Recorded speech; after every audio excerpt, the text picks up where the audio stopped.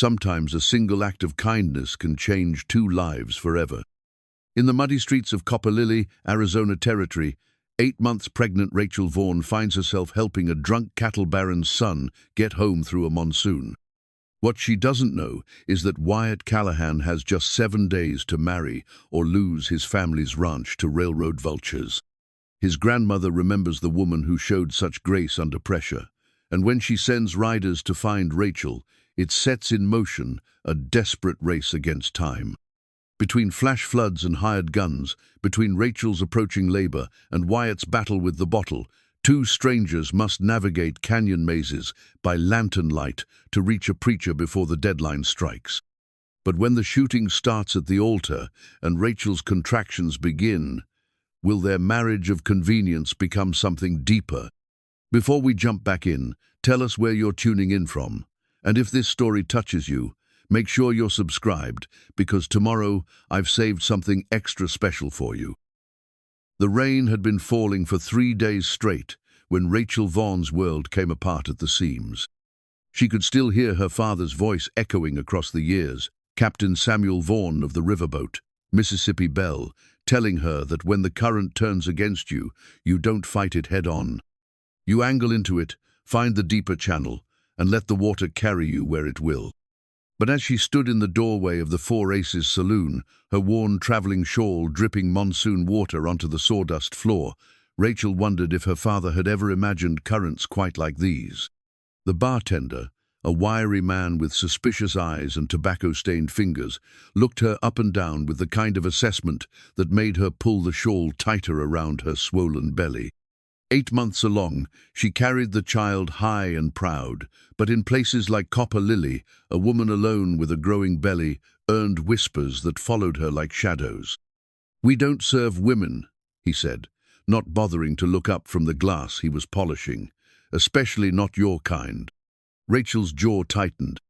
She'd heard worse in the 3 days since the flash flood had swept away the wagon, carrying her to distant relatives in Phoenix, relatives who'd agreed to take her in after her shame became too obvious to hide in St.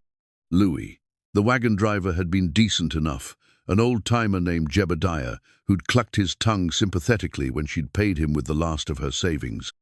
But the storm had come up fast, turning the normally dry creek bed into a roaring torrent that claimed wagon, mules, and poor Jebediah in one terrible moment.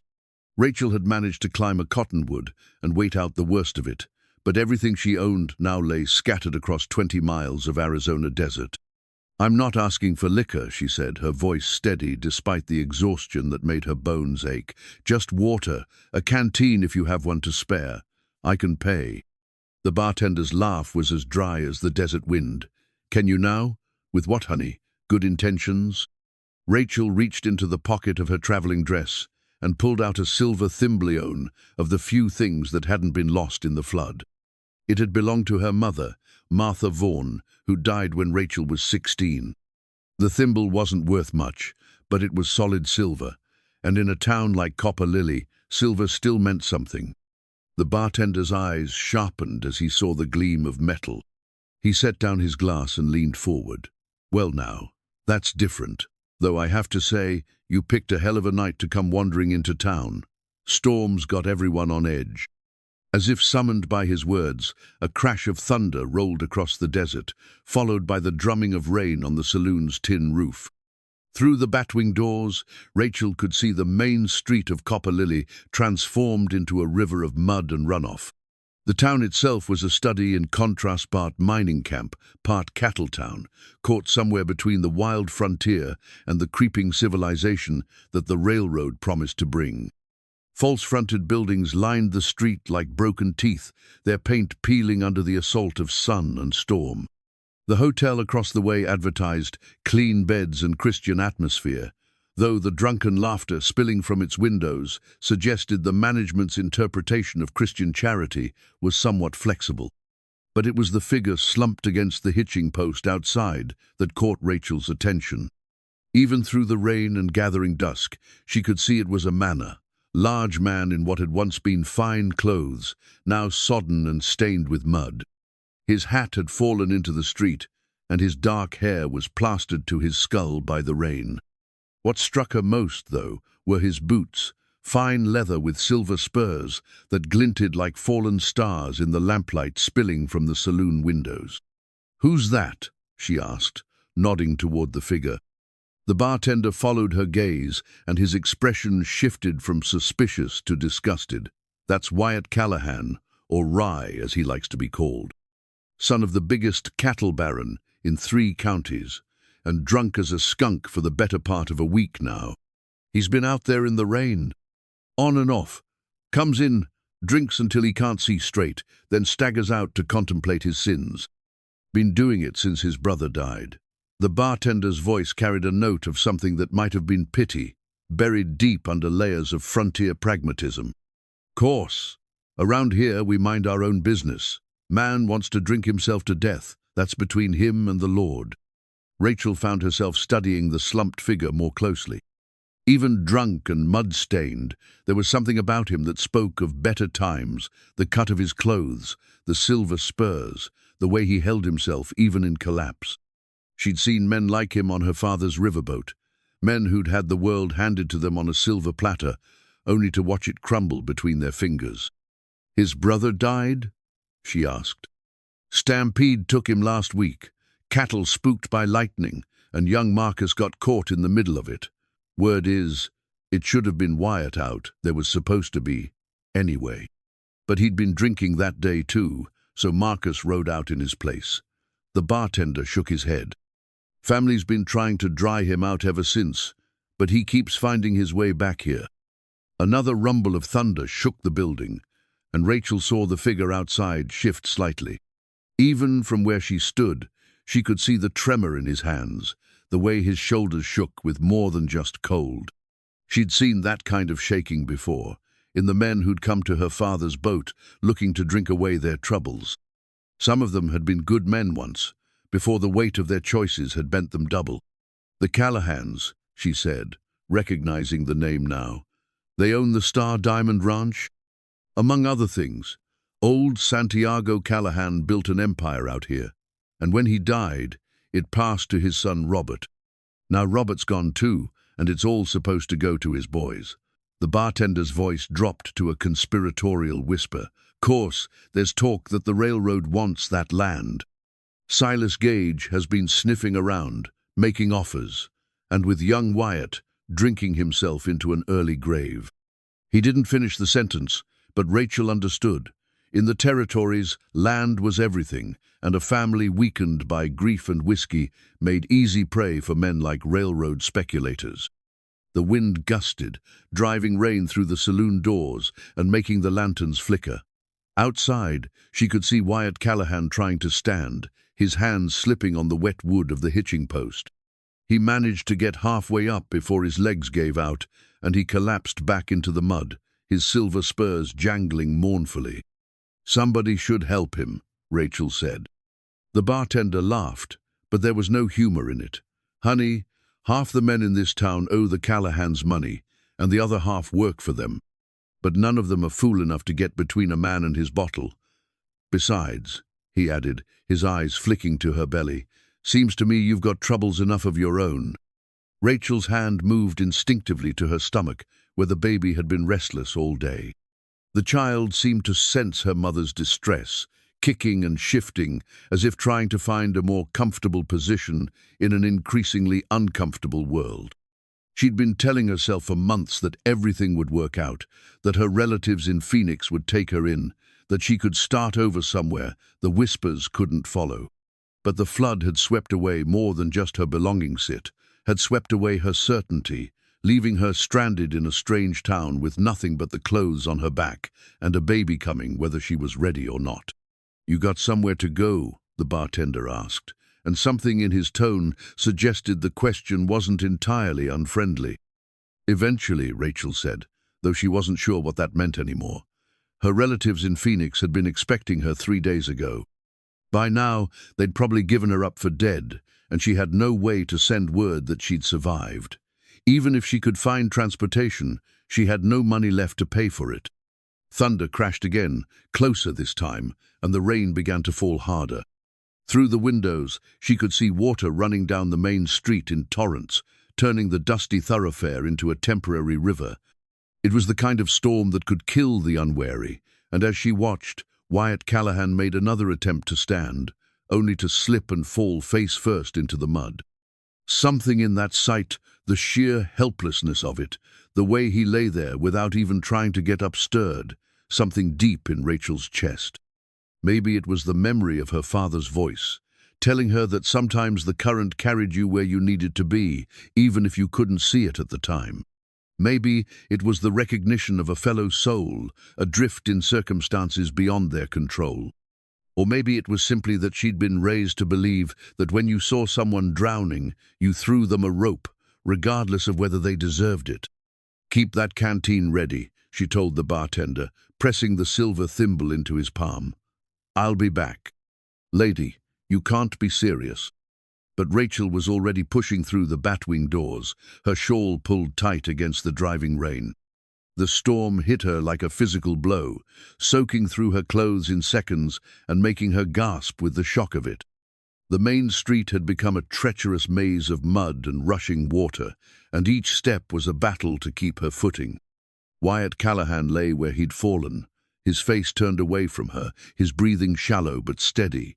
Up close, she could see that he was younger than she'd first thought, probably not much older than her own, 24 years, with strong features that would have been handsome if they hadn't been slack with drink and grief. His clothes, though stained and muddy, were well made. A white shirt that had probably cost more than most men made in a month, wool trousers that spoke of Eastern tailors, and those silver spurs that marked him as a man of substance. "Sir," she called, having to raise her voice over the storm. "Mr. Callahan?" His eyes, open brown eyes, she saw, dark as coffee and just as unfocused. He looked at her for a long moment, as if trying to make sense of what he was seeing. A pregnant woman in a rain-soaked shawl, kneeling beside him in the mud. "Angel," he mumbled, his voice thick with whiskey and rain. "Come to take me to Marcus?" "No," Rachel said firmly. "I'm here to get you out of this storm. Can you stand?" He tried, his hands scrabbling for purchase on the slick wood of the hitching post, but his coordination was gone. Each attempt ended with him sliding back down, his breathing growing more labored with the effort. "Can't," he said finally. "Can't seem to. Everything's spinning." Rachel looked around desperately. The street was deserted. Anyone with sense was inside, waiting out the storm. In the distance, she could see lights in the windows of what looked like a substantial house, probably the Callahan place, but it might as well have been on the moon for all the good it did her. She was 8 months pregnant, he was 6 feet of dead weight, and the storm was getting worse by the minute. But giving up wasn't in her nature. Captain Samuel Vaughn had raised his daughter to believe that there was always a way, even when you couldn't see it. So Rachel took a deep breath, positioned herself as well as she could, and began the slow, laborious process of getting Wyatt Callahan on his feet. It took the better part of an hour to get him the 6 blocks to the Callahan hacienda, and by the time they reached the imposing gates, Rachel was exhausted, soaked to the skin, and beginning to wonder if she'd made a terrible mistake. But the gates were open, and beyond them lay a house that spoke of prosperity and permanence, the kind of place where a man could recover from his troubles if he had the will to do it. She left him propped against the front door, making sure he was sheltered from the worst of the rain. As she turned to go, something metallic caught her eye in the lamplight, a silver pocket watch, half buried in the mud where it had fallen from his vest. She picked it up, wiping the mud away to reveal an inscription, "To Wyatt, with love and pride, Father." For a moment, she simply stood there, holding the watch and feeling the weight of it in her palm. Then she slipped it into her pocket and walked back into the storm, her torn stockings and bruised ribs, a small price to pay for doing what felt right. By the time she made it back to the Four Aces, the bartender had her canteen ready and waiting. He looked her up and down, taking in her bedraggled appearance and the mud that caked her skirts. "You actually did it," he said, shaking his head in apparent disbelief. "Got him home safe?" "Someone needed to," Rachel replied, accepting the canteen gratefully. The water was cool and clean, and she drank deeply before asking, "Is there somewhere I can rest for the night? I can work for my keep." The bartender studied her for a long moment, his expression unreadable. Finally, he nodded toward a door at the back of the saloon. "There's a room back there, nothing fancy, but it's dry. You can settle up with me in the morning." Rachel nodded her thanks and made her way toward the back room, her body aching with exhaustion. As she reached for the door handle, she felt the weight of the pocket watch in her pocketer. Small thing, really, but somehow it felt like a promise. Tomorrow, she would figure out what came next. Tonight, she would rest and let the storm pass over her, the way her father had taught her to do when the currents turned against her. Outside, the rain continued to fall, washing the streets of Copper Lily clean and carrying away the debris of the day's troubles. But some things Rachel was beginning to understand couldn't be washed away so easily. Some things had to be faced head-on, with courage and kindness and the kind of stubborn hope that kept you moving forward, even when you couldn't see where the path was leading. The watch ticked steadily in her pocket, marking time like a heartbeat, and Rachel found herself wondering what tomorrow would bring. 7 days passed, like a fever dream for Rachel Vaughn. The storm had blown itself out, leaving Copper Lily steaming under a merciless sun that turned the muddy streets into a maze of ruts and dust. She'd found work helping the hotel's cook, earning her keep with the kind of honest labor that kept her hands busy and her mind from dwelling on the uncertain future that stretched ahead like an unmarked trail. The baby had grown heavier in those 7 days, settling lower in her belly with a persistence that reminded her daily that time was running short. Mrs.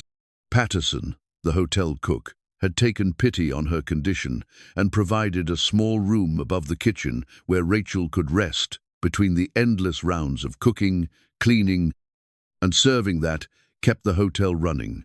It wasn't much, but it was honest work, and Rachel had never been afraid of that. She was hanging laundry on the line behind the hotel when she heard the thunder of hoofbeats approaching from the east. 3 riders came into view, their horses lathered with sweat and dust, moving with the kind of urgency that made people stop their work and take notice. The lead rider was a woman, an unusual sight, in itself sitting her horse with the kind of easy authority that spoke of a lifetime in the saddle. Rachel shaded her eyes against the afternoon sun, watching as the riders dismounted in front of the hotel.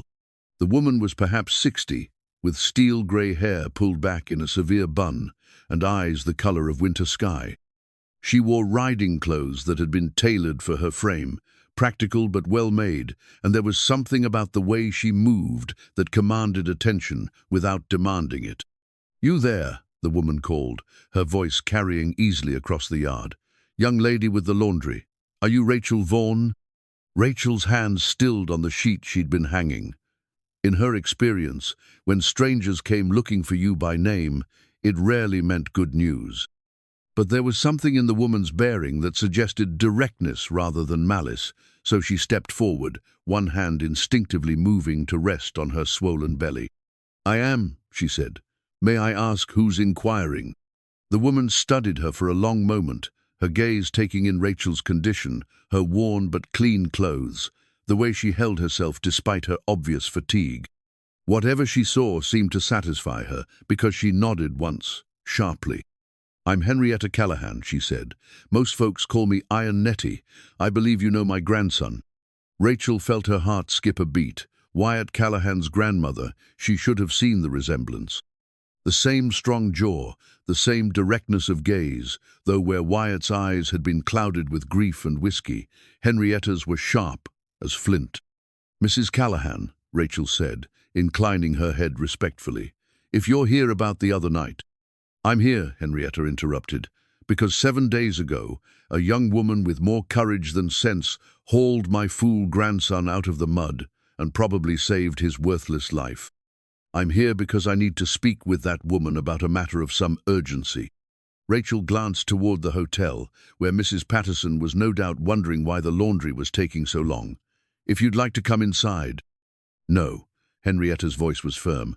"This conversation requires privacy, and these walls have ears. You'll come with me to the ranch." Now, it wasn't really a request, and Rachel found herself both impressed and slightly intimidated by the older woman's directness. She'd dealt with strong-willed people before, riverboat passengers included all kinds, but there was something about Henrietta Callahan that suggested crossing her would be unwise. "I'm working," Rachel said. "Mrs. Patterson is depending on me." "Mrs. Patterson will be compensated for your absence," Henrietta said briskly. "Generously. This is a family matter, Miss Vaughn, and it cannot wait." Family matter. The words sent a chill down Rachel's spine, because she'd been part of enough family matters to know they rarely ended well for women in her position. But Henrietta was already turning toward her horse, clearly expecting to be obeyed, and Rachel found herself following almost against her will. The ride to the Star Diamond Ranch took the better part of an hour, and Rachel spent most of it trying to ignore the ache in her back and the growing unease in her chest. Henrietta had provided her with a gentle mare and rode beside her in companionable silence, but the two cowboys who flanked them kept their hands close to their guns and their eyes on the horizon, as if they expected trouble. The ranch itself was impressive, a sprawling adobe hacienda, surrounded by outbuildings that spoke of prosperity and permanence. Cattle dotted the distant hills like dark spots against the golden grass, and the whole place had an air of solid respectability that made Rachel acutely aware of her own precarious circumstances. They were met at the front door by a man in a dark suit who looked like he'd be more at home in a Boston law office than on a cattle ranch. Henrietta introduced him as Mr. Thornton, the family lawyer, and the way he looked at Rachel measuring, calculating, made her skin crawl. "Miss Vaughn," he said, his voice carrying the kind of Eastern accent that made every word sound like a judgment. "Thank you for coming. Shall we proceed to the study?" The study was a masculine room lined with leather-bound books and heavy furniture that spoke of wealth accumulated over generations. Portraits of stern-faced men looked down from the walls, and Rachel couldn't help but notice the resemblance they bore to the young man she'd helped out of the mud a week ago. Henrietta settled herself behind a massive oak desk with the air of someone accustomed to command, while Mr. Thornton arranged papers with the precise movements of a man who believed in the power of documentation. Rachel remained standing, her hands clasped in front of her, waiting for someone to explain why she'd been brought here like a summoned servant. "Sit down, child," Henrietta said, not unkindly. "What I have to tell you may come as something of a shock." Rachel perched on the edge of a leather chair, her back straight despite the ache that seemed to worsen by the hour.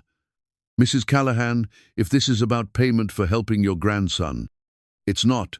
Henrietta's voice was sharp enough to cut glass. "Though your actions that night are precisely why you're here." She paused, studying Rachel's face with those winter blue eyes. "Tell me, Miss Vaughn, what do you know about the terms of my late son's will?" "Nothing," Rachel said honestly. "I don't see how that concerns me." "Mr. Thornton cleared his throat and lifted a document from the stack before him. Robert Callahan's will contained several unusual provisions. One of them concerns his eldest son, Wyatt.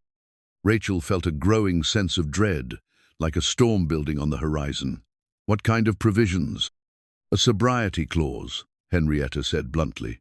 "Robert was concerned about Wyatt's drinking, even before Marcus died.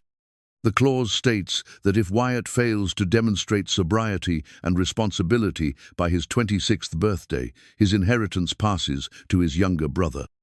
With Marcus gone," she spread her hands eloquently, "the inheritance would pass to the next male heir." Mr. Thornton continued, "which would be Robert's nephew, currently residing in California, a man who has already indicated his intention to sell the ranch to railroad speculators." Rachel's heart sank. "How does this concern me?" Henrietta leaned forward, her gaze intense. "The sobriety clause can be satisfied in one of two ways. Either Wyatt demonstrates 6 months of continuous sobriety, or he marries a woman of good character and settles into domestic responsibility." The words hit Rachel like a physical blow. She understood now why she'd been brought here, why Henrietta's eyes held that calculating gleam. "Mrs. Callahan, Wyatt's 26th birthday is in 7 days," Henrietta continued relentlessly. 7 days to save a legacy that spans 3 generations. 7 days to keep this ranch from falling into the hands of men who would strip it bare and move on to the next opportunity. Rachel stood abruptly, her chair scraping against the floor. "You can't be serious. You want me to marry a man I met once? A drunk who doesn't even know my name?" "I want you to save my family," Henrietta said quietly, and for the first time, Rachel heard something like vulnerability in the older woman's voice. "Wyatt is a good man underneath the grief and the whiskey. I've seen him sober, seen him work alongside the hands, seen him gentle, a frightened horse with more patience than most men show their own children. But Marcus's death broke something in him, and he's been trying to drown it ever since." Mr. Thornton rustled his papers. "The marriage would be legal and binding, but it need not be permanent. Once the inheritance is secured, arrangements could be made." "No." Henrietta's voice cracked like a whip. "If we do this, we do it right. No sham marriages, no arrangements. Either this young woman becomes part of this family, or we find another way." Rachel felt the baby move restlessly in her belly, as if sensing her mother's agitation. The whole situation was impossible, a trap disguised as an opportunity. And yet, "What's in it for me?" she asked, hating herself for the question, but knowing she had to ask it. Henrietta smiled for the first time since Rachel had met her. "Practical, I like that. You'd have a home, security for yourself and your child, and the resources to build whatever kind of life you choose. I understand you have some education?" "My father believed in learning," Rachel said carefully. "I can read and write, keep accounts, teach if necessary." "The town needs a school," Henrietta said. "Has needed one for years. A woman with your background could make a real difference here." It was tempting, more than tempting. Rachel had dreamed of teaching, of opening a school where frontier children could learn more than just survival skills. But marriage to a stranger, even one she'd helped in his darkest hour, seemed like an impossible foundation for any kind of life. "I need to think about it," she said finally. "Time is a luxury we don't have," Mr. Thornton pointed out. "The legal requirements alone." "She'll have her answer by tomorrow," Henrietta said firmly. "Miss Vaughn, you're welcome to stay here tonight. I'll have one of the guest rooms prepared. Take time to consider what I've offered. But remember, sometimes the current carries us where we need to be, even if we can't see it at the time." Rachel's eyes widened. Those words, her father's words, spoken by a woman who couldn't possibly know their significance. It felt like a sign, though whether for good or ill, she couldn't say. As she was led to a comfortable room overlooking the ranch's flower garden, Rachel's hand found the silver pocket watch in her pocket, the watch she'd carried for 7 days. Meaning to return it but never finding the right moment. It ticked steadily against her palm, marking off the seconds until a decision that could change everything. Outside her window, the sun was setting over the Star Diamond Ranch, painting the sky in shades of gold and crimson. Somewhere in this house was Wyatt Callahan, the broken man she'd helped through a storm, who now held the key to both their futures in his troubled hands. 7 days. 7 days to decide whether she was brave enough to bet her life on the possibility that 2 lost souls might find their way home together. Rachel spent a restless night in the guest room, her father's compass and charts spread across the writing desk like relics from another life. She'd carried these navigation tools in her satchel since leaving St. Louis' own of the few possessions that had survived the flood. The brass compass gleamed in the lamplight, its needle pointing steadily north, unwavering despite the chaos that surrounded it. If only human direction could be so reliable. The compass had belonged to Captain Samuel Vaughn for 30 years, guiding him through treacherous river channels and unexpected storms. He'd taught Rachel to read the charts when she was barely tall enough to see over the pilot house windows, showing her how to find safe passage through waters that could claim the unwary. "Navigation isn't about avoiding all the obstacles," he'd told her. "It's about choosing which ones you can safely navigate around and which ones you have to face head-on." Now, as she traced the familiar contours of a Mississippi River chart with her fingertip, Rachel wondered what her father would make of her current situation. Marry a stranger to secure her future, or strike out alone with a baby coming and winter approaching. The compass needle held steady, but her own sense of direction had never felt more uncertain. A soft knock at the door interrupted her thoughts. "Miss Vaughn, Mrs. Callahan would like to speak with you in the morning room." Rachel gathered the charts carefully, tucking them back into their leather portfolio along with the compass. Whatever decision awaited her, she would face it with the tools her father had given her, both practical and philosophical.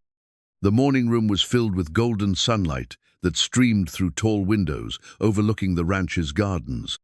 Henrietta sat at a small table set for two, her steel-grey hair neatly arranged and her manner more relaxed than it had been the previous evening. She gestured for Rachel to join her, pouring coffee from a silver pot that probably cost more than most people made in a year. "I trust you slept well?" Henrietta asked, though her sharp eyes suggested she already knew the answer.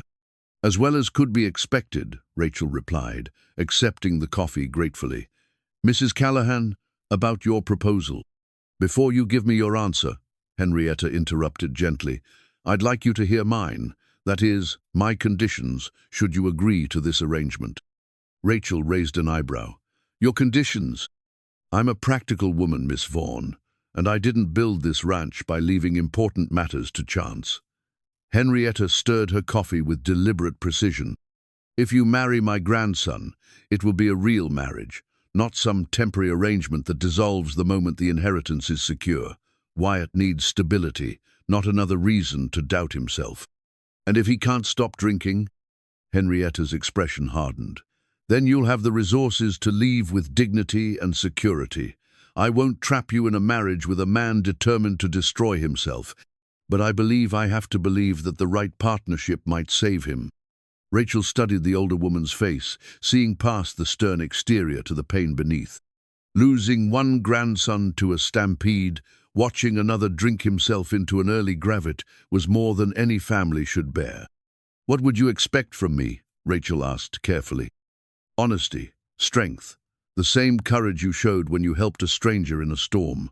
Henrietta leaned forward. "Wyatt needs someone who won't coddle his grief or enable his drinking. Someone who'll hold him accountable without breaking his spirit." "I have conditions of my own," Rachel said, her hand moving instinctively to her father's compass in her pocket. The familiar weight of it gave her courage. "I hoped you would. What are they?" Rachel took a deep breath. "First, I want a doctor present when my baby comes. A real doctor, not just someone who claims to know about childbirth." "Done. Dr. Mitchell from Tucson owes me favors." "Second, I want land set aside for a school. Not just permission to teach, but a real schoolhouse where children can learn properly." Henrietta smiled. "The town's been needing a school for years. Consider it an investment in the future." "Third," Rachel said, her voice growing firmer, "your grandson must swear off drinking completely, not reduced drinking, not drinking only on special occasions. Complete sobriety, or I walk away with enough resources to start over somewhere else. And if he agrees, then I'll honor the marriage as completely as he honors his vow." Henrietta nodded slowly. "Fair terms. Now comes the difficult part, convincing Wyatt." They found him an hour later in the ranch's main barn, sitting on a hay bale with his head in his hands. Even from a distance, Rachel could see the tremor in his shoulders, the way he kept running his fingers through his hair, as if trying to clear away cobwebs. He looked up as they approached, and Rachel was struck by how different he appeared in daylight, younger, more vulnerable, but also more clearly the man he might become if he could find his way back from grief. "Grandmother," he said, his voice hoarse, "I heard we had a guest." "Wyatt, this is Miss Rachel Vaughn. I believe you met under difficult circumstances." Recognition dawned in his brown eyes, followed quickly by embarrassment. "You're the woman who—" He stopped, color rising in his cheeks. "I owe you an apology, and probably my life." "No apology necessary," Rachel said simply. "We all need help sometimes." Henrietta wasted no time with pleasantries. "Wyatt, I'm going to speak plainly because time is short. Your inheritance depends on marriage within 7 days, and Miss Vaughn has agreed to consider becoming your wife." The silence that followed was broken only by the sound of horses moving in their stalls and the distant lowing of cattle. Wyatt stared at Rachel as if she were an apparition, his expression cycling through shock, confusion, and something that might have been hope. "You can't be serious," he said finally. "Deadly serious," Henrietta replied. "The railroad vultures are circling, Wyatt. Silas Gage has already approached the bank about your debts. Without this marriage, you'll lose everything your father and grandfather built." Wyatt stood abruptly, pacing to the barn door and staring out at the rolling hills of his family's land. "I can't ask someone to tie their life to mine. Look at me, I'm a mess. I can't even stay sober long enough to honor my brother's memory." "Then honor it now," Rachel said quietly. "Stop drinking. Become the man Marcus believed you could be." He turned to face her, and she saw tears in his eyes. "What if I can't? What if I'm too broken to be fixed?" Rachel thought of her father's compass, always pointing true north no matter how rough the waters became. "Then we'll find out together, but you have to try. I don't even know you, and I don't know you, but I know you're worth saving, or I wouldn't have pulled you out of that mud." She paused, then added more softly, "We're both adrift right now, Mr. Callahan. Maybe we can find our bearings together." Wyatt looked between Rachel and his grandmother, then out at the land that represented everything his family had worked for. When he spoke again, his voice was stronger. "What would you need from me?" "Your word that you'll stop drinking completely. No exceptions, no excuses. And if I break that word, then I'll leave, and you'll face whatever comes next on your own." He nodded slowly. "That's fair." He walked back to where they stood, looking directly into Rachel's eyes. "Miss Vaughn, I can't promise I'll be a good husband. I can't even promise I'll be a good man. But I swear by my brother's memory that I'll try to be both." Rachel felt something shift in her chest, like a compass needle finding true north. "Then we have an understanding, Mr. Callahan." "Wyatt," he said, "if we're to be married, you should call me Wyatt." "Rachel," she replied, and for the first time since the flood had swept away her old life, she felt like she might be heading in the right direction. The wedding dress pattern lay spread across the kitchen table, like a promise wrapped in hope and borrowed time. Mrs.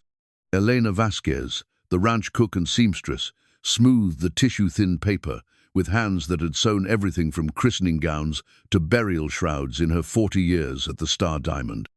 The pattern itself was simply design that could be adapted to Rachel's condition while still maintaining the dignity befitting a Callahan bride. "The blue calico will do nicely," Elena murmured in her lilting Spanish accent, holding up a bolt of fabric that had been intended for new curtains. "With your dark hair and fair skin, it will be lovely. And see here." She pointed to a detail in the pattern. "We can add this panel to accommodate your condition without making you look like you're wearing a tent." Rachel ran her fingers over the soft cotton, marveling at how quickly her life had transformed. 3 days ago, she'd been hanging laundry behind a hotel, wondering where her next meal would come from. Now she was planning a wedding dress with a woman who spoke of her pregnancy as a blessing rather than a shame. "You don't think it's too simple?" Rachel asked, though simplicity was all she could afford emotionally as much as financially. Elena's dark eyes sparkled with warmth. "Mija, the dress doesn't make the bride makes the dress. And you," she squeezed Rachel's hand gently, "you have the look of a woman who knows her own mind. That's worth more than all the silk and lace in San Francisco." Through the kitchen window, Rachel could see Wyatt working with the ranch hands in the corral, breaking a young stallion with the kind of patient persistence that spoke of a man finding his way back to himself. He'd been sober for 3 days, now not long, but long enough for the tremor to leave his hands and the clarity to return to his eyes. Each morning, she watched him struggle with the temptation, saw him pause at the barn where the hands sometimes shared a bottle after work, then turn away with the deliberate steps of a man choosing his path, one decision at a time. "He's doing well," Elena observed, following Rachel's gaze. "I've seen him fight this battle before, but never with such determination." "What changed?" Rachel asked, though she suspected she knew the answer. "You did. He has something to fight for now, something beyond just staying alive. Elena began pinning the pattern to the fabric with swift, efficient movements. Senora Henrietta is wise to bring you here. The ranch needs new life, new hope.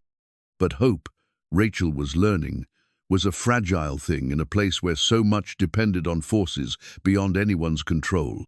The county clerk's office had been suspiciously slow in processing their marriage license, citing clerical backlogs that no one quite believed. Mr. Thornton had made 3 trips to town in as many days, each time returning with another excuse and another delay. "Something's wrong," Henrietta said that evening as they gathered in the study for their daily planning session. "Emmett Briggs has been county clerk for 15 years. I've never known him to take more than a day to process paperwork." Wyatt, who'd been studying the calendar with the intensity of a general planning a campaign, looked up with troubled eyes. "Silas Gage? Almost certainly. The man has more money than morals, and buying a clerk's cooperation would be pocket change to him." Rachel felt the baby shift restlessly as tension knotted her stomach. How long can they delay it? Legally, not much longer. But they don't need to delay it indefinitely just past your birthday, Wyatt. Henrietta's voice carried the weight of years spent fighting for what she'd built. 5 more days. They only need 5 more days to destroy everything. Mr. Thornton cleared his throat diplomatically. "There is another option. The territorial circuit judge will be in Tombstone next week. If we could reach him." "Tombstone is a 2-day ride," Wyatt pointed out. "And we'd still need to get back here before my birthday to make it legal under the will's terms." "Then we make it work," Rachel said with more confidence than she felt. "We find a way." That night, as Rachel worked on her wedding dress by lamplight, she found herself thinking about the women who'd worn calico before her pioneer wives, who'd faced uncertainty with nothing but determination and the strength of their own hands. The fabric was humble, practical, designed to endure rather than impress. Perhaps that made it more appropriate than silk and lace would have been. Elena had stayed late to help with the intricate work of fitting the bodice to accommodate Rachel's changing shape. The older woman's presence was a comfort, her gentle humming filling the silence as they worked together in the golden pool of light cast by the oil lamp. "Tell me about Wyatt," Rachel said, surprising herself with the request. "What was he like before his brother died?" Elena's hands stilled on the fabric. "Thoughtful, quick to laugh, but not careless about it. He worked harder than any patron's son should have to, always trying to prove himself worthy of his father's legacy." She resumed her stitching, her voice growing softer. "When Marcus was born, Wyatt was 12 years old. I remember him carrying that baby everywhere, so proud to be a big brother. He taught Marcus to ride, to rope, to read the weather and the cattle. They were closer than most fathers and sons. And the drinking started after his father died 2 years ago. Got worse when the responsibility fell on his shoulders, became impossible after Marcus." Elena's voice trailed off. "Guilt is a poison, Mija. It eats a man from the inside if he lets it." Rachel nodded, understanding more than she wanted to. She'd carried her own guilt, since learning of her pregnancy guilt, over trusting the wrong man, over the shame she'd brought to her family, over the dreams she'd had to abandon. But watching Wyatt fight his way back to sobriety had taught her something about the difference between guilt that destroyed and guilt that motivated change. "The dress will be beautiful," Elena said, smoothing the nearly finished bodice. "Simple, yes, but honest, like the woman who'll wear it." The next morning brought news that made Rachel's blood run cold. One of the ranch hands had ridden in with word that the circuit preacher had been delayed by a broken axle on his wagon and couldn't reach Copper Lily before the weekend. With the county clerk still creating obstacles and now the preacher unavailable, their carefully laid plans were falling apart. "We need alternatives," Henrietta said grimly. "Backup plans for our backup plans." Wyatt, who'd been pacing the study like a caged wolf, stopped suddenly. "What about Father Miguel in Las Cruces? He married my parents." "That's a hard day's ride, and he'd need to come back here for the ceremony to meet the legal requirements," Mr. Thornton pointed out. "Then we go to him," Rachel said. "Las Cruces, Tombstone, wherever we need to go. We make it work." But even as she spoke with confidence, Rachel felt the baby's movements becoming more urgent, more uncomfortable. Time was running out in more ways than one, and she was beginning to understand that some currents couldn't be navigated around, they had to be faced head-on, regardless of the consequences. That evening, as she put the finishing touches on her wedding dress, Rachel thought about her father's words about choosing which obstacles to navigate around and which to face directly. Tomorrow would bring new challenges, new complications in their race against time. But tonight, she had her dress, her determination, and a man who was fighting his own demons for the chance to build something better. It would have to be enough. The Star Diamond Ranch ledger lay open on Henrietta's desk, like a map of dreams and disappointments, its pages chronicling 3 generations of hopes written in black ink and fears recorded in red. Rachel traced her finger down the columns of figures, marveling at the scope of what the Callahan family had built and what they stood to lose if Silas Gage and his railroad consortium succeeded in their schemes. "These numbers here," Henrietta said, pointing to a section marked Community Investments, "represent your school fund. Wyatt insisted we establish it yesterday, before the wedding even takes place, said it was important that you have something of your own, regardless of what happens." Rachel's heart caught in her throat. The figure was more than generous enough to build a proper schoolhouse, purchase books and supplies, and pay a teacher's salary for several years. He did this without being asked. Without even being suggested, he spent the morning going through the books with Mr. Thornton, identifying funds that could be diverted without damaging the ranch's operations. Henrietta's weathered face softened with something that might have been pride. The boy has a good head for business when he's sober enough to use it. Through the study windows, Rachel could see Wyatt working with a group of ranch hands to repair storm damage to the fencing that protected the main cattle grazing areas. His movements were sure and economical, the tremor of withdrawal completely gone now. 4 days sober had transformed him from the broken man she'd found in the mud to someone who looked capable of shouldering the responsibilities that came with his name. But those responsibilities were growing heavier by the hour. Another delay had materialized at the county clerk's office, this time a mysterious error in their paperwork that would require resubmission and additional fees. Mr. Thornton had returned from town with barely controlled fury, reporting that Emmett Briggs wouldn't even meet his eyes when delivering the news. "Gage is getting desperate," Henrietta observed, closing the ledger with a decisive snap. "The closer we get to Wyatt's birthday, the more brazen his interference becomes." "What else can he do?" Rachel asked, though she dreaded the answer. "Plenty. He has money, connections, and no scruples about using either. I wouldn't put it past him to try more direct interference if the bureaucratic delays don't work."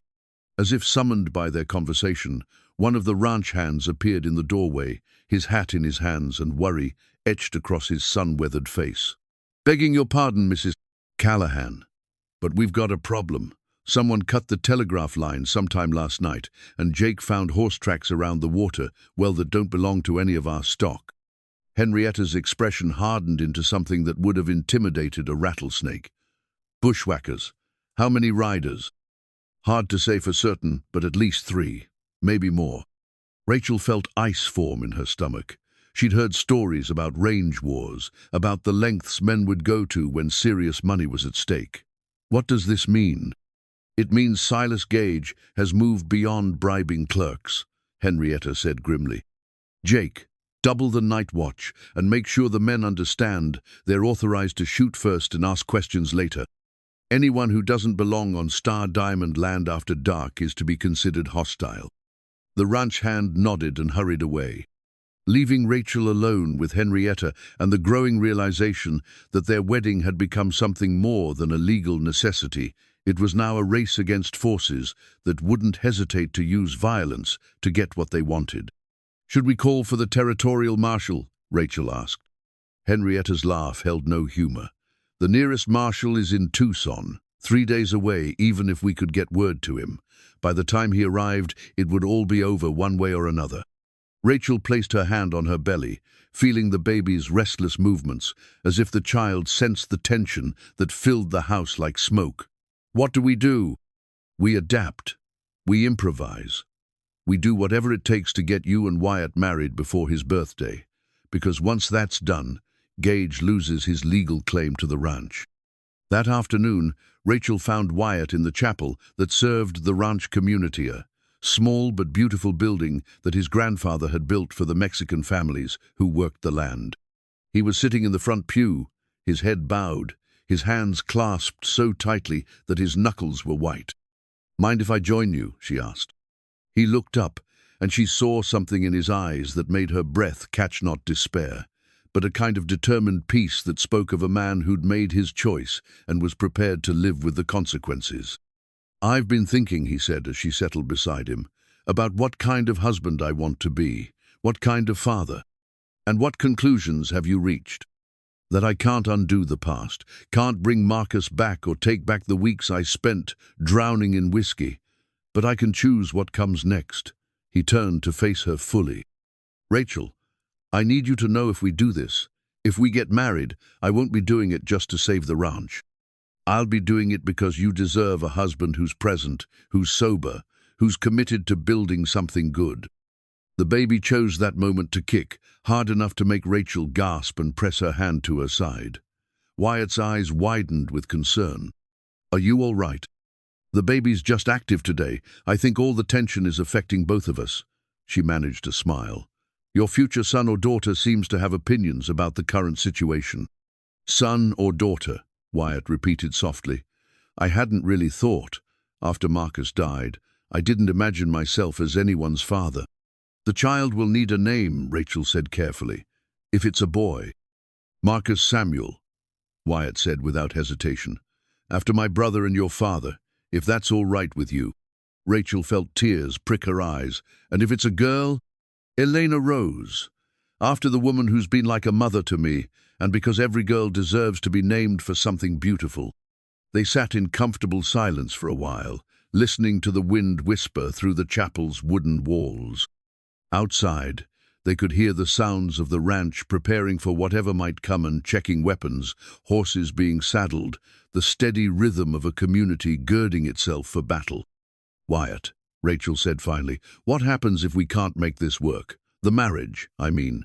What if we're too different, too damaged by what we've been through?" He considered the question seriously. "Then we'll face that problem when it comes. But Rachel, I've spent the last week watching you, learning who you are when you think no one's paying attention. You're strong without being hard, kind without being foolish, practical without being cold. If I can't make a marriage work with someone like you, then the fault won't be in the stars, it'll be in me." Rachel reached for his hand, surprised by the steadiness of it, the calluses that spoke of honest work, the warmth that had nothing to do with the desert heat. "Then we'll make it work. Whatever it takes." Outside, the sun was beginning its descent toward the western mountains, painting the sky in shades of gold and crimson. 2 more days until Wyatt's birthday. 2 more days to navigate the obstacles that stood between them and a future that neither of them could have imagined a week ago. But as they sat together in the chapel, hands clasped and hearts tentatively open to possibility, Rachel felt something she hadn't experienced since before the flood. Hope. Not the desperate kind that clung to impossibilities, but the steady variety that chose to believe in tomorrow, despite all evidence to the contrary. It would have to carry them through whatever darkness lay ahead. The lantern cast dancing shadows on the walls of the root cellar as Rachel examined the map spread across the rough wooden table. Her father's navigation tools lay beside its compass, measuring instruments and charts of waterways that bore no resemblance to the dry arroyos and canyon systems of Arizona territory. But the principles were the same. Read the terrain, understand the dangers, find the safest passage through treacherous territory. "This arroyo here," she said, pointing to a meandering line on the territorial survey map, "follows the old Spanish trail. If Father Miguel agrees to meet us halfway, we could reach the rendezvous point by tomorrow evening." Wyatt leaned closer, his shoulder brushing hers as he studied the route she'd traced. That's rough country, especially with the recent rains. Flash floods can turn those dry washes into death traps in minutes. But it's also country that Gage's men won't expect us to use. Henrietta added from her position near the cellar entrance, where she could watch for approaching riders. The main roads are certainly being watched by now. The decision to hide in the root cellar had been Henrietta's a pragmatic response to the growing signs that the Star Diamond Ranch was under surveillance. Boot prints had been found near the main house, and one of the stable boys had reported seeing riders on the ridge at sunset, too far away to identify, but close enough to be watching. Whatever game Silas Gage was playing, it was escalating beyond simple bureaucratic interference. Rachel's hand moved instinctively to her belly, where the baby had been increasingly restless. The contractions had started that morning, not the sharp, immediate pain she'd been warned about, but a gradual tightening that came and went, like distant thunder. She'd said nothing to the others, not wanting to add another complication to an already impossible situation, but each wave reminded her that time was running out in more ways than one. "The risk is substantial," Mr. Thornton said, his legal mind clearly cataloguing all the ways their plan could go wrong. "If you're caught in an arroyo during a flash flood, if Father Miguel can't reach the rendezvous point, if Gage's men intercept you, then we fail," Wyatt said simply. "But if we don't try, we definitely fail. At least this way, we're choosing our own risks, instead of letting them be chosen for us." A soft whistle from outside Jake's signal that riders were approaching sent them all into tense silence. Rachel blew out the lantern, plunging the cellar into darkness, just as footsteps crossed the ground above their heads. Through the wooden planking, they could hear voices, muffled but urgent. "Sure they went this way?" "Tracks lead right to the main house, but it's quiet as a graveyard up there. Gage said to make sure they don't leave the ranch, whatever it takes." The voices moved away, but the message was clear. They were trapped. Any attempt to leave through conventional means would be met with force. Rachel felt another contraction build, stronger this time, and had to bite her lip to keep from making a sound. "How many men does he have out there?" Wyatt whispered. "At least 6 that we've seen," came Jake's voice from above. "Maybe more. They've got the main road blocked and riders watching the North Trail." Henrietta's voice was barely audible in the darkness. "Then we use the old smuggler's route. Grandmother, that passage hasn't been used in 20 years. It might not even be passable anymore." "It's passable. I had Jake check it last month when we started having water problems with the North Well. The entrance is hidden behind the old mine shaft, and it comes out near Willow Creek, about 5 miles from where the arroyo system begins." Rachel felt hope and fear wage war in her chest.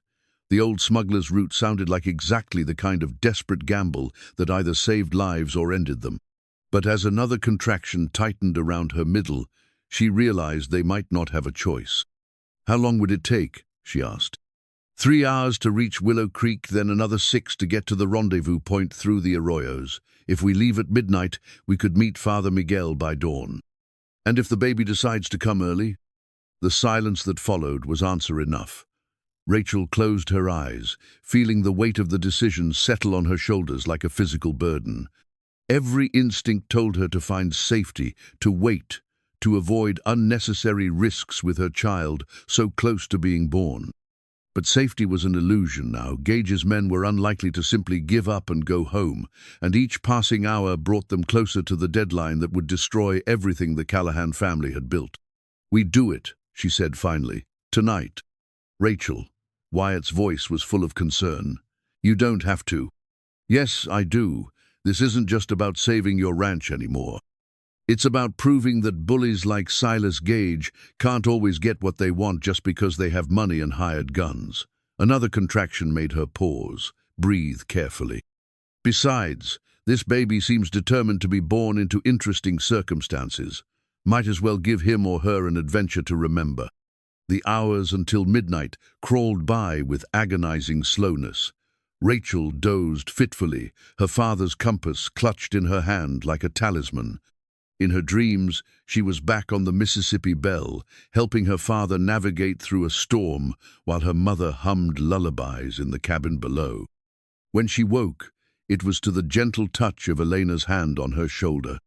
"Time to go, mija. Jake has the horses ready."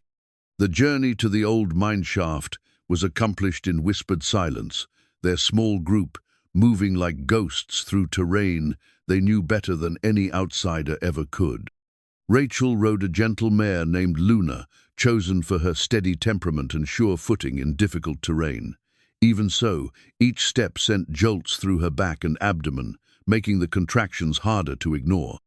The entrance to the smuggler's tunnel was exactly where Henrietta had said it would be: narrow opening concealed behind tumbled rocks and desert brush that hadn't been disturbed in decades. The passage beyond was cramped and treacherous, requiring them to lead the horses single file through darkness, broken only by the wavering light of a single lantern. This was used during the Apache Wars, Henrietta explained, as they made their careful way through the tunnel. Families would hide here when raiders came through, sometimes for days at a time. Rachel tried to imagine the fear those families must have felt, trapped underground, with children and elderly relatives, listening for sounds that might mean safety or death. Her own situation felt less dire by comparison, though the contractions were definitely getting stronger and more frequent. They emerged at Willow Creek just as the moon reached its zenith, casting silver light on water that ran higher than usual thanks to the recent storms.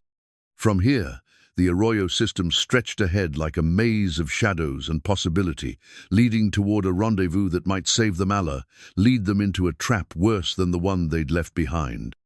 Rachel checked her father's compass one more time, aligning their position with the map she'd memorized. North by northwest, following the creek until it joined the main arroyo, then west toward the ancient cottonwood that would mark their meeting place with Father Miguel. "Ready?" Wyatt asked, his voice steady despite the magnitude of what they were attempting. Rachel looked at the stars reflecting in the water, thought of her father's words about choosing which currents to fight and which to follow, and nodded. "Lead the way." Behind them, the lights of the Star Diamond Ranch twinkled like earthbound stars, while ahead lay darkness, uncertainty, and the hope of dawn. The territorial law book lay open on Father Miguel's makeshift altar, its leather binding cracked from years of frontier use and its pages yellowed with age and desert dust. The old priest had carried the volume for 3 decades, through mining camps and cattle towns, using its statutes to settle disputes that ranged from claim jumping to matrimonial complications. Now, in the pre-dawn darkness beneath the ancient cottonwood, it might hold the key to salvation or destruction. "Aquí está," Father Miguel murmured, his gnarled finger tracing a particular passage in the territorial marriage code. "Here it is. Article 7, Section 3. Any marriage ceremony performed under immediate physical threat shall be considered doubly binding under territorial law, requiring intervention by a territorial judge for dissolution." Rachel felt her world shift on its axis. The contractions had been coming steadily for the past hour, each one stronger than the last. But this revelation sent a different kind of shock through her system. "What does that mean?" "It means," Henrietta said grimly, "that if Gage's men show up during the ceremony, they'll actually be doing us a favor. A marriage performed under threat can't be easily challenged or dissolved." But even as the older woman spoke, the sound of approaching hoofbeats echoed through the arroyo, accompanied by the splash of horses crossing the swollen creek. Father Miguel's weathered face went pale in the lantern light. "How many riders?" Wyatt asked, his hand moving instinctively to the rifle at his side. "Too many," came Jake's voice from his position as lookout. 8, maybe 10. They're spread out along the creek bank, trying to surround us." Rachel doubled over as another contraction hit, this one strong enough to make her gasp. The baby was coming, there was no denying it now. Through the pain, she heard Henrietta's voice, sharp with command. "Father Miguel, how quickly can you perform the ceremony?" "If we skip the usual preliminaries, perhaps 10 minutes. But Signora, with the lady in labor, 10 minutes might be too long." Wyatt said, studying the approaching lights through the cottonwood's branches. They're moving fast, and they know this terrain better than I expected. The sound of water rushed past them as the recent rains had swollen the creek into a torrent that made conversation difficult and escape nearly impossible. What had been a gentle stream during their scouting expedition was now a barrier that could trap them as easily as protect them. "There's something else," Jake called from his position. "The water's rising. That storm up in the mountains must have been worse than we thought." Rachel felt another contraction building and realized with crystal clarity that her baby was going to be born in this arroyo under these impossible circumstances, whether Silas Gage's men arrived or not. The child had its own schedule, and it wasn't waiting for adult complications to be resolved. "We start the ceremony now," she said through gritted teeth. "Whatever happens, happens." Father Miguel needed no further encouragement. Despite his age and the treacherous conditions, his voice carried clearly over the sound of rushing water as he began the abbreviated marriage rite. "Dearly beloved, we are gathered here in the sight of God and under the laws of Arizona territory." The hoofbeats were getting closer. Through the darkness, Rachel could see the glow of torches reflecting off the water, accompanied by voices that carried an unmistakable sense of menace. "Sure they came this way? Tracks lead right into the wash. They're trapped now, with the water rising." Wyatt stepped closer to Rachel, his voice low but determined. "Whatever happens, I want you to know this isn't just about the inheritance anymore. It stopped being about that the moment I watched you fight to help a stranger." "I know," Rachel whispered back, then louder to Father Miguel. "Father, perhaps we could move more quickly." See, Wyatt Callahan, do you take this woman?" "I do," Wyatt said, without waiting for the complete question. "Rachel Vaughn, do you take this man?" "I do." Another contraction hit just as the first rider came into view around the bend in the arroyo. Rachel saw the man's face in the torchlight-hard features and cold eyes that spoke of someone paid to solve problems with violence. Behind him came others, spread out in a formation that suggested military training. "By the power vested in me by the territory of Arizona," Father Miguel said, his voice rising to carry over the sound of approaching horses and rushing water. "I now pronounce you—" "That's far enough." The lead rider's voice cracked like a whip as he spurred his horse forward. "Nobody move." But Father Miguel, veteran of 100 frontier emergencies, didn't even pause. "Husband and wife, what God has joined together, let no man put asunder." The rider's hand moved toward his gun, but Wyatt was faster. His rifle was aimed and ready before the man could clear leather. "I'd think carefully about that," Wyatt said, his voice carrying the kind of calm that came from absolute commitment to a course of action. "You're making a mistake, Callahan," the rider said. "Mr. Gage just wants to talk business." "At gunpoint, in the middle of the night, while my wife is in labor." Wyatt's laugh held no humor. "That's an interesting definition of business discussion." The word wife seemed to hit the riders like a physical blow. Rachel saw uncertainty flicker across their faces as the implications sank in. If the marriage was legal and binding, their employer's plans had just become significantly more complicated. "The ceremony's not complete until it's recorded," one of the other riders said desperately, "and you'll never make it back to file the paperwork." "Actually," Henrietta said, her voice carrying a note of satisfaction that made Rachel think of a poker player revealing a winning hand. "Under territorial law, a marriage performed under physical threat is automatically recorded by the officiating minister. Father Miguel's signature makes it legally binding immediately." Rachel felt another massive contraction building and realized the baby was coming now, regardless of bullets or legal complications. She looked at Wyatt, saw the same understanding in his eyes, and made a decision that surprised everyone, including herself. "Gentlemen," she called out, her voice carrying clearly despite the pain, "you're welcome to stay and witness the birth of the next generation of Callahans. But I suggest you put away your weapons, because I'm about to give birth, and my husband doesn't look like he's in a negotiating mood." The standoff might have continued indefinitely, but nature intervened with a sound that made everyone freeze. The distant rumble of a flash flood roaring down the arroyo system toward them. The storm in the mountains had finally sent its gift of destruction downstream, and it was heading their way with the speed and power of a freight train. "Everyone to high ground," Jake shouted. "Now!" The hired guns suddenly found themselves facing a more immediate threat than marriage certificates or inheritance disputes. As the sound of the approaching flood grew louder, Rachel felt her water break in a rush that had nothing to do with the creek around them. "The baby's coming," she gasped, reaching for Wyatt's hand as another contraction nearly drove her to her knees.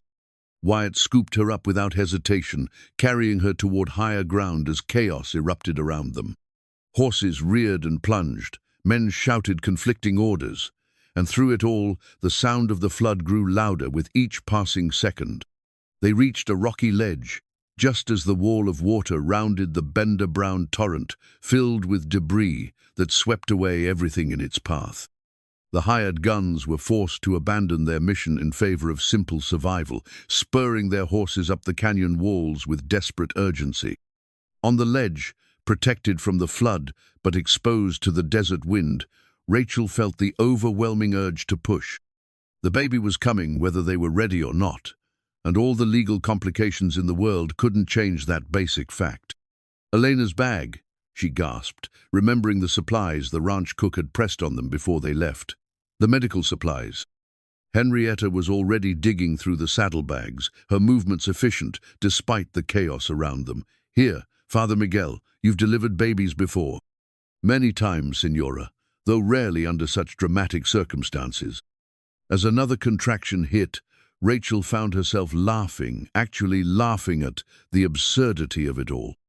Here she was, giving birth on a rocky ledge while floodwater roared past below, and her husband held a rifle on men who'd been sent to stop their wedding. It was exactly the kind of impossible situation that would have made her father shake his head and mutter about the peculiar currents that carried people where they needed to be. "Mrs. Callahan," Father Miguel said gently, "I think your baby is ready to meet the world." Mrs. Callahan. In all the chaos, Rachel had almost forgotten. She was married now. Whatever came next, she would face it as Wyatt's wife and the mother of his child. The thought gave her strength as she bore down with the next contraction, pushing her baby toward a dawn that was just beginning to paint the eastern sky with fingers of gold and rose. Below them, the flood raged on, carrying away the debris of the night's complications and leaving them stranded but safe on their rocky refuge. And in the growing light, Rachel could see something she hadn't expected. Silas Gage's hired men, trapped on the far side of the arroyo, their mission abandoned in favor of survival. They had won. Against all odds, through flood and gunfire and premature labor, they had actually won. The chapel bell of the Star Diamond Ranch rang out across the valley like a clarion call, its bronze voice carrying news of triumph and transformation to anyone within miles who cared to listen. Rachel could hear it, even from their precarious position on the rocky ledge, where she cradled her newborn daughter against her chest, while Wyatt kept watch for any sign that Gage's men might attempt to cross the still-raging floodwaters. Elena Rose Callahan had entered the world just as the sun crested the eastern mountains, her first cry mingling with the sound of rushing water and the distant calls of ranch hands who'd ridden out at dawn to search for their missing family. She was perfect in tiny fingers, 10 tiny toes, and a pair of lungs that proclaimed her displeasure with the circumstances of her birth in no uncertain terms. "She's beautiful," Wyatt whispered, his voice filled with wonder as he looked down at the small face peeking out from Elena's traveling shawl.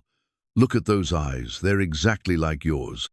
Rachel felt tears of exhaustion and joy sliding down her cheeks. "She has your stubbornness, I think, determined to be born on her own schedule, regardless of floods or gunfights." Father Miguel, who had proven as capable a midwife as he was a minister, gathered his medical supplies with the practiced efficiency of a man who delivered babies under every conceivable frontier condition. "She is healthy and strong, this little one, a true daughter of the territory born in storm and strife, ready to face whatever life brings." The sound of approaching riders made them all look up, but these voices carried relief rather than menace. Jake's distinctive whistle echoed off the canyon walls, followed by his shout of, "Mrs. Callahan, Mr. Wyatt, where are you?" "Here," Wyatt called back, standing carefully on the narrow ledge and waving his hat. "We're all safe." The rescue party that appeared around the bend in the arroyo was a sight that made Rachel's heart swell with gratitude. A dozen Star Diamond riders, led by Jake and accompanied by Dr. Mitchell from Tucson, who'd apparently arrived at the ranch just as news of their midnight expedition had reached Henrietta. The doctor had insisted on joining the search, bringing proper medical supplies and the kind of expertise that made Rachel grateful for Henrietta's connections. It took the better part of an hour to get them all safely down from the ledge and across the subsiding floodwaters, but eventually the little party found itself reunited on solid ground. Dr. Mitchell's examination of both Rachel and the baby was thorough, and reassuring mother and child were healthy, despite the dramatic circumstances of the birth. "Remarkable," the doctor murmured as he packed away his instruments. "I've delivered babies in army hospitals that didn't fare as well as this little lady. She's a fighter, like her parents." The journey back to the ranch was accomplished in careful stages, with Rachel riding in a wagon bed made comfortable with every pillow and blanket the hands could find. Elena Rose slept peacefully in her arms, seemingly unaware that her entry into the world had been accompanied by enough drama to fill a dime novel. As they crested the hill that overlooked the Star Diamond headquarters, Rachel saw that the chapel bell wasn't the only thing announcing their victory. Every building flew flags. The ranch hands had lined up in formation to welcome them home, and someone had strung banners between the fence posts proclaiming, "Welcome Mrs. Callahan and baby Elena Rose." But it was the figure waiting on the front porch that made Rachel's breath catch in her throat. Henrietta stood there in her finest dress, flanked by Mr. Thornton and a man Rachel didn't recognize, a tall, distinguished figure in a black suit who radiated the kind of authority that came with official position. "Who is that?" Rachel asked, nodding toward the stranger. "Judge Harrison," Wyatt replied, his voice carrying a note of surprise. "Territorial circuit judge. What's he doing here?" They got their answer as soon as the wagon drew to a halt. Judge Harrison stepped forward with the bearing of a man accustomed to commanding attention, his weathered face wearing an expression that managed to be both stern and pleased. "Mr. and Mrs. Callahan," he said formally, "I understand congratulations are in order on both your marriage and the birth of your daughter." "Thank you, Your Honor," Wyatt replied carefully, "though I admit I'm curious about what brings you to our ranch." "Several things," the judge said. "First, I'm here to officially record your marriage in the territorial registry, ensuring that there can be no legal challenges to its validity. Father Miguel's signature is binding, but in cases involving significant property disputes, it's customary to have judicial confirmation." Rachel felt a weight she hadn't realized she was carrying lift from her shoulders. Legal confirmationit meant Silas Gage's schemes had failed completely. "Second," Judge Harrison continued, "I'm here to inform you that Mr. Silas Gage and 3 of his associates were arrested this morning on charges of attempted kidnapping, conspiracy to defraud, and interfering with territorial marriage laws.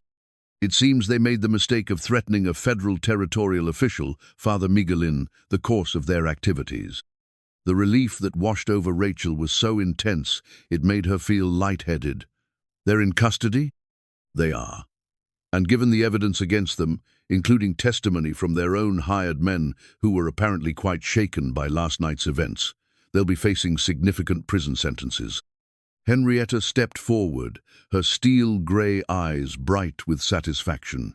"Judge Harrison, would you care to stay for dinner? I believe we have a great deal to celebrate." "I'd be honored, Mrs. Callahan. But first, there's one more matter to attend to." The judge reached into his coat and withdrew a leather portfolio. "The territorial governor has asked me to present you with this." Wyatt accepted the document with obvious puzzlement, breaking the official seal and scanning the contents. His expression shifted from confusion to amazement to something approaching awe. "What is it?" Rachel asked. "A territorial grant," Wyatt said, his voice barely above a whisper, "for the establishment of the Elena Rose Callahan School for Frontier Children." 50 acres of territorial land, plus funding for construction and operation. Rachel felt tears spring to her eyes, again happy tears this time. How is that possible? Judge Harrison smiled. The territorial government has been looking for ways to encourage education in remote areas. Your story, a pregnant woman helping a stranger, a marriage that saved a family legacy, a baby born during a flood while fighting off claimed jumpers, well, it's exactly the kind of frontier spirit the governor wants to support. Dr. Mitchell, who'd been quietly observing the proceedings, stepped forward with a gentle clearing of his throat. If I might suggest, Mrs. Callahan, you should rest. You've had quite an eventful day, and new mothers need their strength. Rachel nodded gratefully, though she was reluctant to leave the celebration that was clearly building around them. The ranch hands were already breaking out musical instruments. Elena had started preparing what smelled like a feast, and the general atmosphere was one of triumph that had been long in coming. There's one more thing, Henrietta said as Rachel prepared to retire to the house. The silver pocket watch, the one you carried for a week thinking you'd stolen it from my grandson. Rachel felt her cheeks flush with embarrassment. In all the chaos of recent events, she'd forgotten about the watch she'd picked up from the mud that first night. I meant to return it. It's yours now. Wyatt interrupted gently. Grandmother had it engraved while we were gone. He reached into his vest pocket and pulled out the familiar timepiece, its silver surface gleaming in the afternoon sun. Rachel accepted it with trembling fingers, reading the new inscription that had been added below the original. To Rachel, who saved more than just one drowning man. With love and gratitude, the Callahan family. It's beautiful, she whispered, holding the watch against her heart. But I can't. You can, and you will, Henrietta said firmly. That watch has been in our family for 3 generations, passing from parent to child when they prove themselves worthy of the Callahan name. You've proven yourself worthy in ways that humbled us all. As the sun began its descent toward the western mountains, painting the sky in shades of gold and crimson that matched the flags flying over the ranch, Rachel found herself overwhelmed by the magnitude of how much her life had changed. A week ago, she'd been a pregnant woman with no prospects, no home, and no hope. Now she was Mrs. Wyatt Callahan, mother to Elena Rose, and the future founder of a school that would serve frontier children for generations to come. The baby stirred in her arms, making the small sounds that newborns make as they adjust to the world outside the womb. Rachel looked down at her daughter's perfect face and felt a surge of fierce protectiveness that had nothing to do with her own circumstances and everything to do with the future she was determined to build for this child. "Welcome to the family, Elena Rose," she whispered. "You're going to love it here." Outside, the celebration was gaining momentum as more neighbors arrived to share in the joy of the day. The chapel bell continued to ring at intervals, its bronze voice carrying the news of new life and new hope across the valley that had become home to them all. Tomorrow would bring new challenges: a ranch to run, a school to build, a marriage to nurture from practical beginnings into something deeper. But tonight was for celebration, for gratitude, for the recognition that sometimes the most unlikely currents carried you exactly where you needed to be. The pocket watch ticked steadily in Rachel's hand, marking time like a heartbeat, counting the moments of a life that had been transformed by storm and courage, and the kind of love that grew from shared adversity into something unbreakable. The wedding ring Wyatt fashioned from his silver spur gleamed in the chapel's afternoon light. Its impromptu creation, a testament to the hasty but heartfelt ceremony that had taken place just hours after their return to the Star Diamond Ranch. Judge Harrison had insisted on a formal blessing in the family chapel, declaring that while their midnight vows in the arroyo were legally binding, they deserved a proper celebration in the sight of their community. Rachel stood at the altar in her blue calico dress, Elena Rose sleeping peacefully in Henrietta's arms in the front pew. The chapel was packed with ranch hands, neighboring families, and what seemed like half the population of Copper Lily, all gathered to witness the completion of a love story that had begun in mud and desperation. "Dearly beloved," Judge Harrison intoned, his voice carrying the weight of official authority but also genuine warmth, We are gathered here today to celebrate and bless the union of Wyatt Robert Callahan and Rachel Elizabeth Vaughn, who have already proven that their commitment can weather any storm. Wyatt looked magnificent in his best suit, his face clean-shaven and his eyes clear with the kind of sobriety that came not from abstinence alone, but from having found something worth staying sober for. When he looked at Rachel, she saw not the broken man she'd helped out of the mud, but the strong, capable rancher he'd always had the potential to become. "The rings," Judge Harrison said with a smile. "I understand these have their own story." Wyatt reached into his pocket and withdrew 2 rings, the improvised band he'd crafted from his silver spur during their dramatic night in the arroyo, and a second ring that made Rachel gasp with surprise. This one was clearly antique, with intricate engravings and a small diamond that caught the chapel's light like captured starfire. "This was my grandmother's ring," Wyatt said softly, his voice carrying to every corner of the chapel. "Henrietta wore it for 50 years, and she insisted that it should continue the tradition with another strong woman who wasn't afraid to fight for what mattered." Rachel's eyes filled with tears as she looked at the 2 rings improvised in desperation, one passed down through generations of love. Together, they told the story of their unusual courtship better than any words could. "I take this ring," she said, her voice steady despite her emotion, "not just as a symbol of our marriage, but as a promise to honor the legacy of the women who wore it before me." Wyatt slipped the antique band onto her finger, his hands steady and sure. "With this ring, I promise to be the husband you deserve and the father our daughter needs. I promise to stay sober, to build something worthy of the faith you've shown in me, and to love you not just for saving my life, but for showing me how to live it." When it came time for Rachel to place the makeshift ring on Wyatt's finger, she paused to look at the faces surrounding them. Jake and the ranch hands, their weathered features soft with emotion. Dr. Mitchell, who'd stayed to ensure mother and baby remained healthy. Father Miguel, beaming with the satisfaction of a man who'd helped deliver both a baby and a miracle. Elena, dabbing at her eyes with her apron. "This ring was made in crisis," Rachel said, her voice carrying clearly through the chapel. "But it represents something beautiful, the ability to create something meaningful from whatever materials we have at hand. Wyatt, I promise to build a life with you, using whatever challenges and blessings we're given, to face each day with courage and hope, and to teach our daughter that love isn't about perfect circumstances, it's about perfect commitment." Judge Harrison raised his hands as the ring slid into place. "By the power vested in me by the territory of Arizona, and in the sight of this community that will support and sustain you, I now pronounce you husband and wife. Wyatt, you may kiss your bride."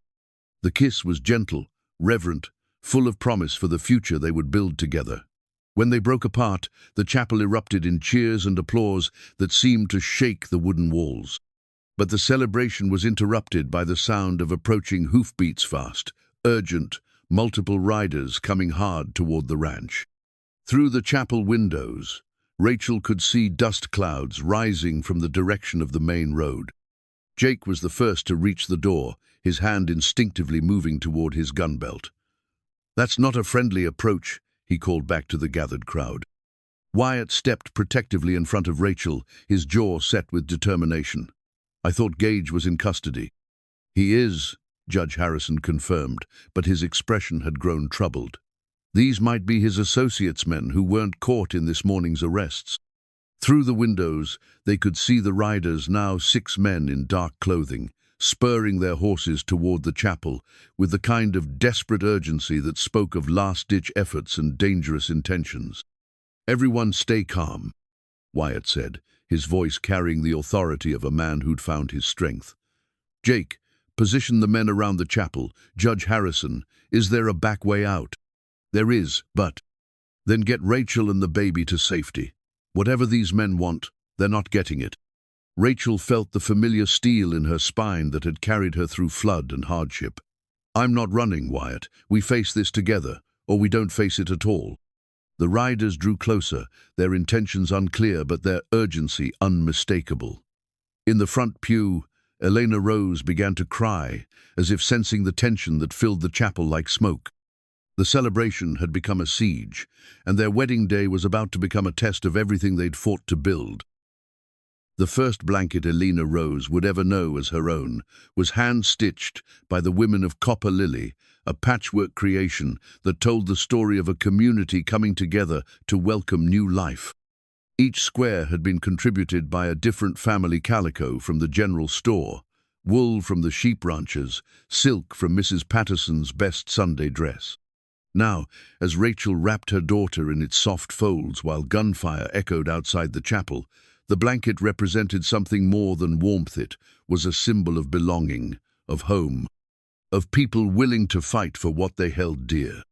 The riders had dismounted and taken positions around the chapel, but their intentions had become clear in the shouted demands that carried through the wooden walls. These weren't Gage's men seeking revenge, they were federal marshals, and they were here to arrest Judge Harrison on charges of corruption and bribery. "This is Marshal Davidson, United States Marshal Service," came the voice from outside.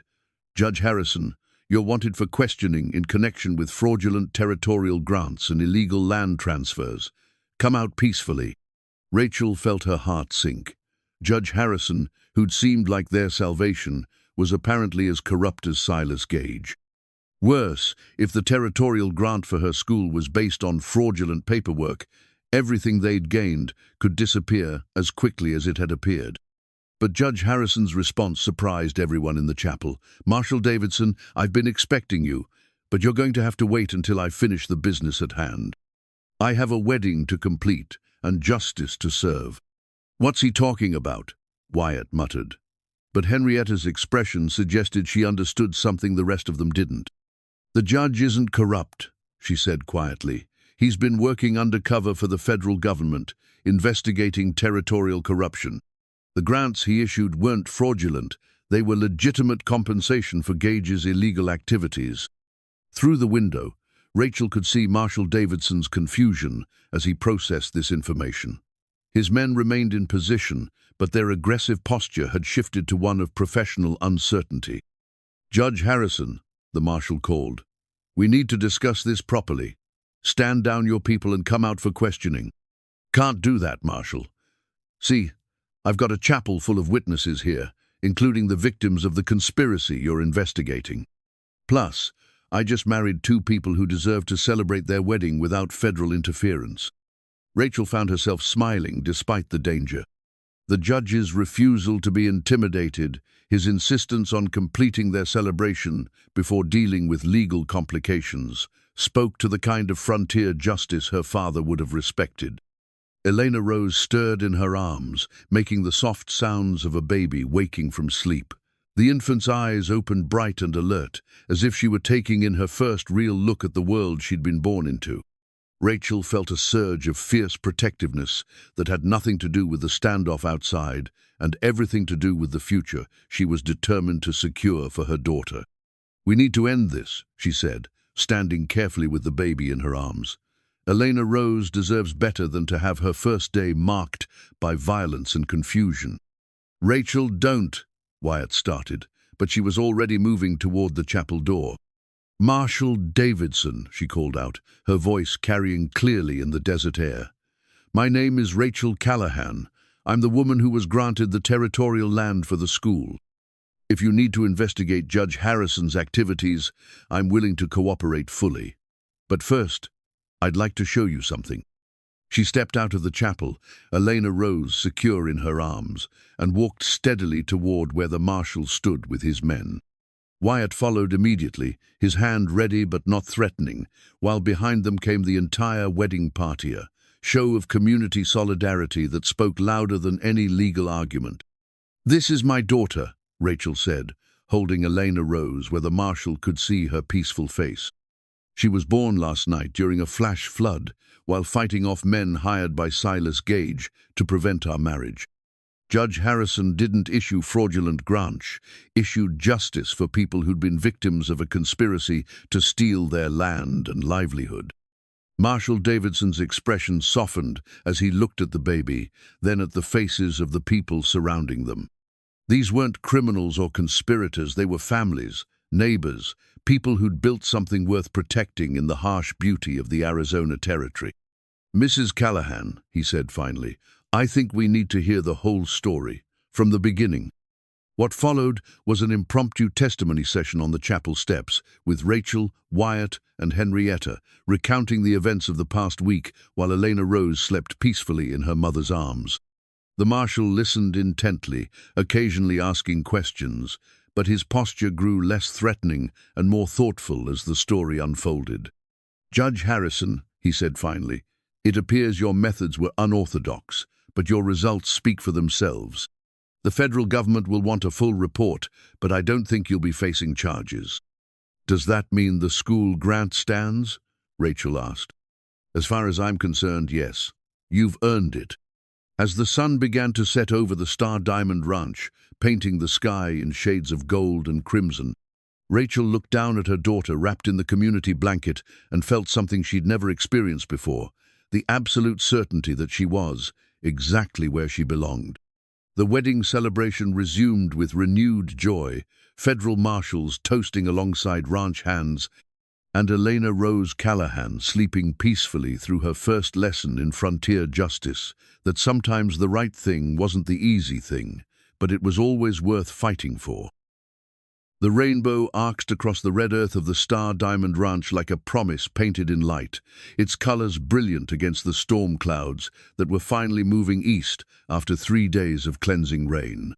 Rachel stood on the front porch, Elena Rose sleeping in her arms, watching as the natural phenomenon spread from horizon to Horizona Bridge, between the difficulties of the past and the possibilities of the future. It had been 6 months since their dramatic wedding, 6 months of learning to be married, to be parents, to build something meaningful from the foundation of crisis and courage that had brought them together. The changes were everywhere Rachel looked. The half-finished schoolhouse rising on the hill, where children would soon learn to read and write and dream beyond the horizons of the territory. The new wing on the ranch house, where Elena Rose's nursery overlooked the gardens that Elena Vasquez tended with such love. The corrals where Wyatt worked with a patience and clarity that spoke of a man who'd found his purpose. But perhaps the most remarkable change was in Wyatt himself. 6 months sober had transformed him from the broken man she'd helped out of the mud into someone who seemed to grow stronger and more confident with each passing day. He still carried the sorrow of his brother's death, probably always would, but he'd learned to channel that grief into something constructive. The memorial garden he'd created behind the chapel bloomed with desert wildflowers that Marcus had loved, and the scholarship fund he'd established would send promising young ranchers to agricultural college in their memory. Elena Rose stirred in her arms, making the soft sounds that meant she was waking from her nap.